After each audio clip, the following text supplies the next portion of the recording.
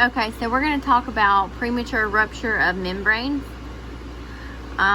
Premature rupture of membranes is breaking of the membranes, which is like most people say that they broke their water.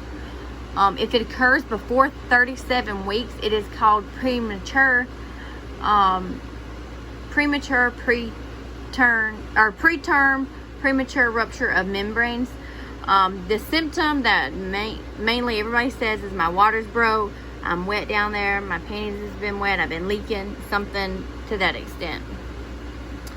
And this is diagnosed through a couple different ways. It is diagnosed through a pH testing of the fluid, looking at the dried fluid under a microscope, and an ultrasound, and even a internal examination of your cervix, because they can see if the liquid is coming from your cervix.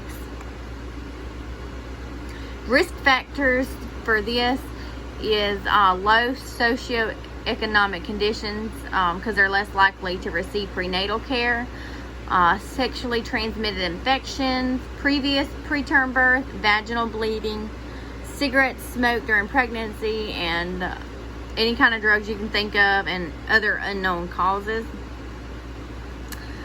Treatment for this is individualized by gestational age and severity. The doctor will more than likely order antibiotics to prevent infection.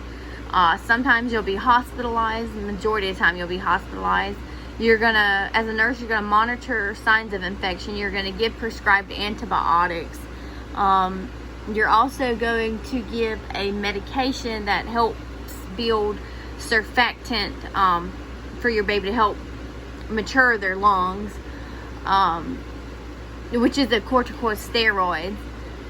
Women with preterm premature rupture membranes usually deliver at 34 weeks if stable. If any signs of eruption, chorioamnionitis, or fetal compromise, early delivery will be necessary. They'll try to keep you, They'll try to keep you from going into labor as long as they can. They'll usually at least wait a week if they can. Patient education. You want to educate your patient on proper hygiene to help prevent infection, which means cleaning the peri area really good. Bed rest, because the more they move around, the more likely that the fluid is going to come out. And daily kick count.